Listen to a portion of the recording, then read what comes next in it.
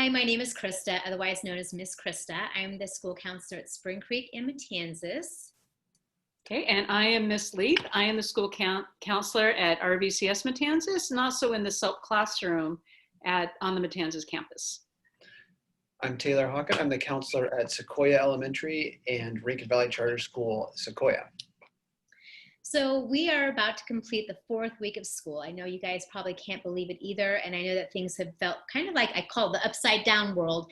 And I thought it'd be really important to talk about kind of like the Zoom 101 etiquette of how to be successful and help your children within the home be successful with Zoom meetings. What it looks like, what the proper etiquette is. So what do you guys think about that? I think that's great. Yeah, I think it's really important right now. Absolutely. Okay, so some of the feedback that I have gotten from families, that some of the struggles, and they're all real, and we feel it. I know that we feel it ourselves, from having, no power to having power, but it's all wonky, and a disconnect of logging in or getting disconnected, or the lag. All of that can be a real struggle. But some of the things I think it's worth talking about is helping your child be successful by helping to set up a school Zoom environment where they can feel successful. So I'm wondering if you guys could talk about what that success might look like for each grade level. Absolutely. I mean, I think success looks differently at each grade level, and I think kind of going even smaller scale, it looks different for each student, because I know students that are, in one student in 4th grade, success might be just maintaining and being a decent little human on Zoom. Whereas another student, their goal is going to be participating and getting all of their work done. And so success is going to look different depending on what the kids are working with and what the family's working with too. Right, because every household is different. We are guests in their home when we come in, and the classrooms come in. So it's kind of flipped for the teachers and for us as well when we go into these Zooms. Mm-hmm. And we need to recognize that, like you said, every environment is different. Everybody's dealing with different things. Some people may have great internet. Some people may be struggling with it. And patience is a virtue. Mm-hmm. And using the different tools. But I think you hit on something, Krista, by saying, just maybe setting the scene. Yeah, I think that for me, what can help your child, I'm even looking at our backgrounds behind us with how different our environments look, and being reminded that we are guests in someone's home, and that home looks different for every single person, and being forgiving of ourselves. And, parents, you guys are doing an amazing job. I know this has kind of turned your worlds upside down. Some of the things I know for myself to help my day be successful is, I know it's going to sound like old school, but I'm kind of old school with this. Before I go to bed at night, I lay out my outfit. I lay out what I'm going to plan to wear the next day. I have my water bottle full. I have my lunch made. Mm-hmm. I go to bed at a decent time. So reminding the kids, I know it looks different this year, but having them have a healthy bedtime can just start for the next day feeling better, helping them to wake up. It's okay to go in there to wake up your child and to remind them to get up and to be on time to school, because school starts at a certain time. And I think, Taylor, you mentioned this earlier in a different conversation, is that at some point we're going to get back to in-person learning. So everything we're doing now is going to help morph and help that shift when that happens. And they're building a class community right now, even with this disconnect that we have through just doing it through the internet. So helping them start their day on time and being present. Even if they can't log in, you can send a quick email to your teacher so they know that they're trying. Mm-hmm. Krista, that just kind of sparked it to me, because I'm a big, I set out all my clothes, I do all that kind of stuff, and I've done that for a really long time. And I think that, and I've read research to back it up, I'm not just kind of pulling it out, but taking care of those small things alleviates just that little bit of anxiety. And it also, to me, taking care of a bunch of small things frees up space in your mind to focus on the bigger things.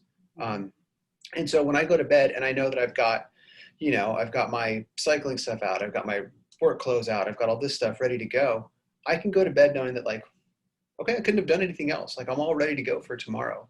And doing that stuff consistently creates a pattern. So that way, when kids are going back to school, they're ready to go and they're not getting up and spending 10 minutes trying to figure out what they want to wear. They did that the day before. And I think that those small things translate to really healthy patterns as adults. We want these kids to grow up to be the kind of adults that plan ahead, that have a savings account, that, are able to do those kind of things. And I think it starts when they're little. I think it does too. And I think that starting the day on time, I know for myself, when I'm running late, it just kind of throws you into a different mindset. The other thing I really want to encourage families to do, and I know that this looks different, maybe Leith, you can speak to some of what you're noticing with some of the older kids, even having a conversation with, parents of kindergartners all the way up, is help them log in and then give them their space for the school that you've helped them create in their home. Because let's face it, when we get to come back in school in person, you're not going to be staying with them all day at school. So you don't want them to get in this habit. I know it's going to be hard. I know what I'm asking might be a little bit challenging because your kids might show big feelings and behaviors around this. But I think that if you can help them log on and be present and be in school, it's going to give that relationship with them and their teacher and their peers, and give them some of those problem-solving skills to be present at school. And it's going to allow the teacher to kind of do their role as the teacher to help your child be successful in school. Mm-hmm. Absolutely. And it's important because, like you said, with the older kids, I know with my middle schoolers, one of the huge things we really emphasize in middle school, and probably the biggest thing we work on, is that independence and creating the ability to self-advocate, right? So I would even take what you suggested a step further. If they can't get on in the morning, what should the student do as opposed to what the parent should do? The student should be thinking, oh, I'm having a hard time getting on. I need to email, Mrs. Ramirez in the front office and let her know, or I need to email my teacher, or I need to email both and let them know I'm really trying to get into class. I'm just not able to this morning, because that way they can get help back. So I think what you said is spot on, which is be there to support, but don't be there to do, because we want them to learn to be independent. And they need to learn to be able to use these skills in the classroom. And right now, this is their classroom. So, and teachers need to be able to create that relationship with their students as well. It's going to be between them and their students. So the more that parents can kind of step back and make that supportive role, as opposed to the doing role, I think is a huge help for their students in the long run, even though in the beginning, like you said, it might be really hard. Yeah. I agree, Leith. It reminds me of, talking to parents and middle school parents and kind of looking at like, what do they want their eighth grader to be like? Do they want an eighth grader that still needs the crust off their sandwiches cut off for them? Or do you want an eighth grader that can make their own lunch? And I think we all want an eighth grader that's able to make their own lunch and advocate for themselves and do those kind of things. And I think as parents, you kind of have to like work backwards and say, okay, my kid's in first grade or second grade or whatever it is. And kind of look at those steps. Okay, what steps do I need to take to get to the point where Johnny can actually make his own lunch and be independent? And I think right now, I can imagine parents being like, like I am worried about smoke and fire and, a generator and all of these different things. I don't have the mental capacity to take on another like thing. And I think that really these kind of things are just small steps that lead to bigger changes.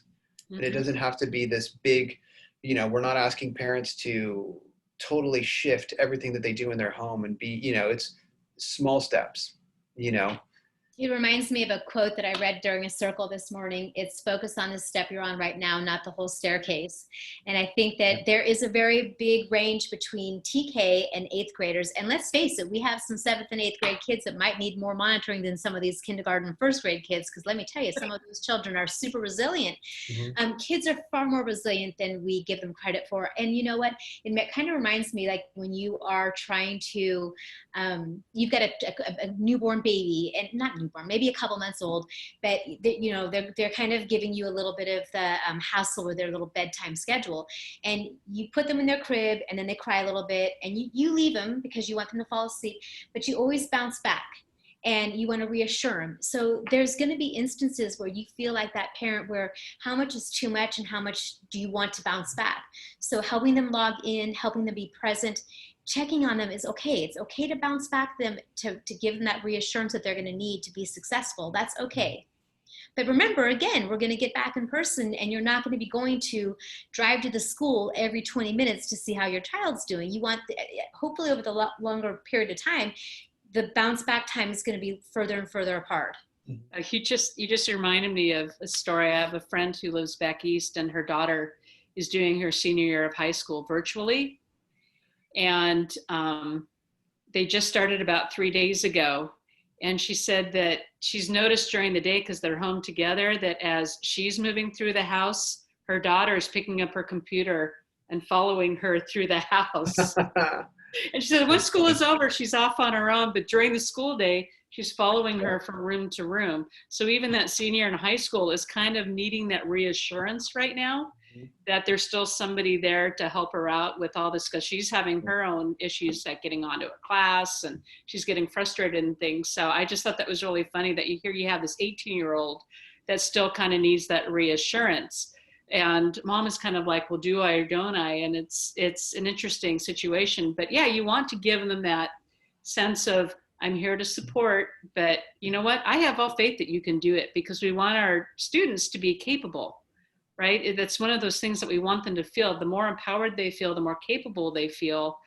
That's what we're really shooting for. So everything else will come, but if they can feel like they can get themselves on, they can make it through class, they can do well through class, they're able to navigate on the computer and maybe, open up Seesaw if they need to, or go into Prodigy if they need to. Being able to do that for themselves would really go a long way in helping to build those characteristics that maybe, they could get a lot more of right now than even within a classroom. Yeah, something you said actually just kind of came to me, but I think that sometimes the adults, we need reassurance too. So sometimes I think the kids are pretty solid, but moms, dads, grandparents, aunts, uncles, all of us, counselors too, we all need to have that reassurance. This is all different.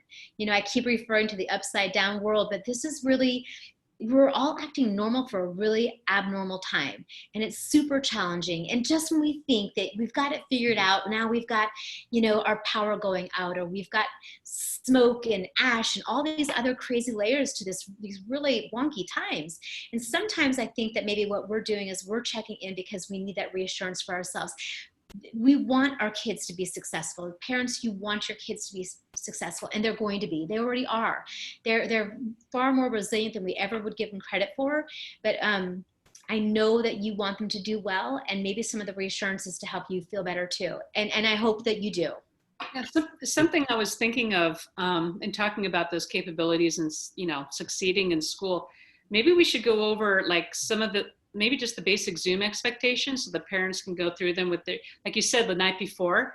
Yeah. So as you're laying out your clothes and things, and maybe say, so, when you log in tomorrow, what do you need to look like? What is an academic kind of place to be, and how can you show that you've got that scholarly attention being paid to your teacher? What are some of those things that they could go over with their children? Right. What do you think?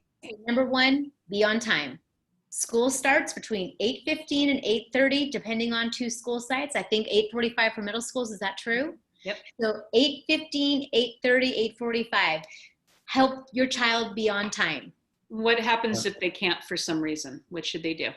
Depending on the age level, I think that older kids can certainly, they know how to send a message through different avenues, like whether it's an email or through Remind or through their Google Class or Seesaw. Younger kids, parents, please help them to connect with their teacher, because their teachers are all reasonable and understanding. Mm-hmm. And I think what goes along with that, I was talking to some kids this week, and communication goes a really long way with teachers. And if kids are not able to make it, if sleep becomes a higher priority than that Zoom class, which in some cases it might be, communicate that to the teachers ahead of time. I've talked to a lot of kids about the power of just preemptively doing something. Preemptively, hey, I'm feeling really off this week. I'm going to take a mental health day tomorrow. or I'm gonna, I've got a doctor's appointment tomorrow. But just communicating that stuff ahead of time to the teachers makes a world of difference. And I think as adults, in general, most of the parents that I talk to are doing Zoom meetings themselves. And that's a perfect time for parents to model, hey, this is what I do in a Zoom meeting. Because as adults, we wouldn't just not show up for a Zoom meeting and then, 2 hours later, roll out of bed and be like, oh yeah, well, I just overslept. We don't do that. We get paid for our jobs. And so I think it's a perfect time for parents to say, hey, this is how I conduct myself in a Zoom meeting. Yeah, I know, although it looks really different, I try to encourage kids and parents also, help your child be present for school. So what that looks like is pretend like they're coming to class. So they all arrive, their starting time. They wouldn't walk into class and then like start rolling around on the floor. They wouldn't be wrapped up in blankets. They wouldn't have their fuzzy pets or their stuffed plushed animals, or maybe some of them will. They wouldn't be going to get a bowl of cereal. They wouldn't be leaving for breakfast, and they certainly wouldn't walk out of class. So I think if you can follow the same class expectations and class etiquette, it's going to help your child feel successful, feel like they're part of the class community. All of those things are very simple, but yet it can feel very challenging because we all have the ability to turn around and to walk away from Zoom. Well, right. And there might be a day when you absolutely need to bring your teddy bear to class, right? Or you just may have skipped breakfast that morning and you're starving and you really can't concentrate. So I think that goes back to the communication piece though, right? There's nothing wrong in privately chatting with your teacher if you're an older kid, and you can do that and saying, I'm sorry, I missed breakfast this morning. I'm really hungry. Can I go get a snack really quick and I'll be right back in 5 minutes. There's nothing wrong in doing that. And I think most teachers would understand that right now that need for food is getting in the way of being able to do school. Yeah. Or if a younger child is really having a hard time, maybe they need their teddy bear that day, and that might be okay as long as it's not a distraction. But again, it's the communication piece, and it should be, this is something I need, and recognizing it's need in the moment, not something I can just do whenever I want. Yeah, I think that there's some extraordinary circumstances, because absolutely self-care is always going to come before anything else. There's not one teacher in our district that's going to say differently. I'm talking about the teddy bear that becomes a distraction that's on her head or in the camera. I'm talking about the kids that like fill up that bowl of cereal. They've got a box right next to them and they just keep pouring it back. Help them. I've seen it. I've seen it. What if it's really delicious cereal? One that might be good. I don't think any of you want to watch me eating my lunch right now, and I actually am hungry right now too. I think that really if we can help them wake up on time and have breakfast before school starts, if possible, that's great. And like Miss Leith said, there's going to be some circumstances that would have to allow, and I think our teachers are more than reasonable and flexible when it comes to that. And I hope you parents will be as well. But it's about how to make them feel successful. And we don't want to have repeat offenders, the same kids showing up with all the distractions and all the meals. We see a lot of that, but there's always those unusual times. For sure. And I agree that it's something I've told kids and parents a lot. There's a time and a place for this stuff, and being silly, messing around on Zoom, doing that kind of stuff, absolutely is totally fine when it's the appropriate time to do that. And I know that you guys are doing it and I'm doing it. We all do it in our own ways. But I mean, I have open lunch groups. I'm working on some for the middle school. And those are to meet that social need for kids to be silly and goof around. And no, if a kid wants to eat his cereal and be a goober, whatever, man, cool. Do it during our free time, not during your class time. And so I think the more that we can just be on the same page with parents with that kind of stuff, the better. Yeah, I agree. Yeah. I was also reminded too of a couple weeks ago, they all kind of run together. But we talked about making a list of things that are in our control and out of our control. And I think that this is a perfect start for parents and kids to kind of make that list. Like, what's in your control? I can set up my clothes for the night before. More power to you, do it. What's not in your control? Well, you still wake me up in the morning. Oh, okay, cool. I'm going to keep waking you up in the morning. You set your clothes out, But just, it's another way to use a familiar tool with kids. If parents have already done that, let's do it again in this context. Yeah, I also have to agree with things that are out of our control is like the loss of power, the internet being wonky, getting kicked out of Zoom and having to log in 3 million times, having the computer lags. All of those things are out of our control. And it happens to teachers as much as it does kids. Yeah. You gotta know that. Mm-hmm. Absolutely. All right. Well, I hope that this really helps. And I know that, we're all trying our best and that's all we can do, right? Right. Yeah, as long as that, always assume positive intent, right? Isn't that our mantra this year? That is. Yeah. That's great. And something that keeps me going is finding humor and stuff, like trying to just like laugh at something, even if it's like the absurdity that's going on out there. It really does help. And I would encourage parents to just laugh with your kids with whatever's going on. It's okay, even though we feel anxious sometimes, it's okay to laugh when you feel anxious or laugh when you feel sad. You can still have those feelings. Yeah, a tool that I use, first of all, I think it's really, I know I've said it already before, probably in the last couple of videos we've done, is that these are really unusual times when we have really big feelings. I'm really big on just really naming what the feeling is, talking about the feeling, finding a way of expressing and getting those feelings out. Also, it's really important to remember what's going well for us. There's a lot that's going not well, but we have a lot to be grateful for. And sometimes we have to search a little bit harder to find those things, but I encourage you every day to find 1 or 2 things that's going well or that you're grateful for or appreciate. Mm-hmm. Absolutely. I agree. Mm-hmm. Krista, what are you grateful for? Oh man, I'm grateful for the 2 of you for sure. You guys, I'm not just saying that. I'm not just saying that. You guys, I really am it sounds really cheesy, but I really genuinely appreciate the 2 of you because I know that you guys, we've all talked about how to help each other stay grounded. I also am grateful for my friends and family. I'm also grateful that we have an ability to have distance learning. When I think about other countries and cultures that don't have that, education is not a freedom for all, yet here we are finding a way to do it. And I'm super proud of us for, persevering through really difficult times. Mm-hmm. Yeah, I agree with you. I think what a great blessing that we are able to do this. Even as imperfect as it is, we're getting it done. Yeah. And we have the tools to do it. I'm with you. I'm grateful for you guys and just being able to get back to school and do what we do, even if it looks a little different. I'm so happy to be back again with our students and our families. Me too. I would try to make the heart, but I'm lousy at doing that. So. Yeah. All right. Well, I hope you have a really great week, and parents, I hope that this helped you somewhat. Yep. A lot. A lot. All right. Okay. Bye. Bye. Bye.